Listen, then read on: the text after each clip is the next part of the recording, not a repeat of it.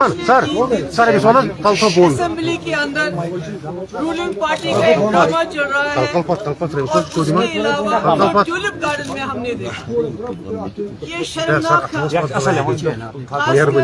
इस मुल्क के मुसलमान हैं जिनके ऊपर इस वक्त बीजेपी का पूरे ताबड़तोड़ हमले हो रहे हैं, उनको यहाँ की लीडरशिप उमर साहब ने, फारूक साहब ने मिलकर, जो वहाँ से मिनिस्टर आए थे किरण रिजिजू जो यहाँ आए थे, उनका इस्तेमाल करके उन्होंने पूरे मुल्क के मुसलमानों को ये पैगाम दिया कि जो आपके साथ इस वक्त पार्लियामेंट के अंदर हुआ, जो वक्त में अमेंडमेंट लाया गया, उसके साथ यहाँ की सरकार है उसके खिलाफ नहीं है, जिससे मैं समझती हूँ हमारे मुल्क के जो मुसलमान हैं उनकी हिम्मत ऑलरेडी जो टूट चुकी है, जो एलिनेटेड फील करते हैं, जो मुसीबत में फील करते हैं, मुझे लगता है उनके लिए बहुत ही बुरा पैगाम था जो यहाँ से चला गया। और असेंबली में हम ड्रामा देख रहे हैं कि रूलिंग पार्टी के लोग शोर मचाते हैं, और इस शोर मचाने की और भी एक वजह है, क्योंकि लेफ्टिनेंट गवर्नर साहब ने 3 बिल क्लियर किए थे। एक तो जो डेली वेजेस को रेगुलराइजेशन का, जो बेचारे सालों साल से बिना तनख्वाह के बहुत थोड़ी रकम पे काम कर रहे हैं, वो बिल क्लियर था।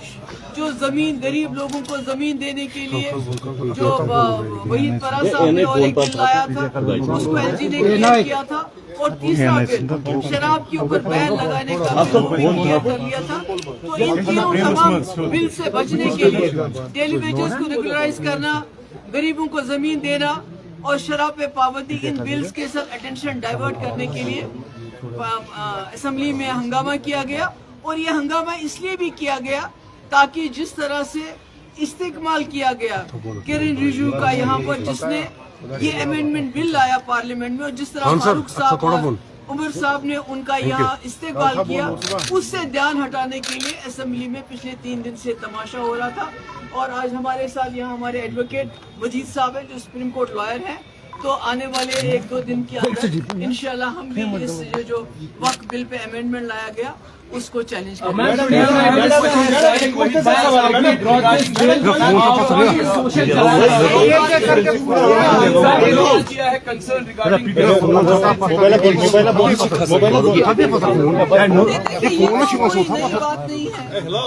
तो हो रहा है यहाँ सेटेलाइट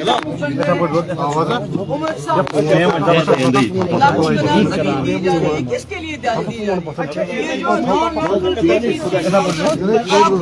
अंदर कहीं भी नहीं देखेंगे इतने लोगों को एक साल 2 साल के अंदर डोमिसाइल मिला हो।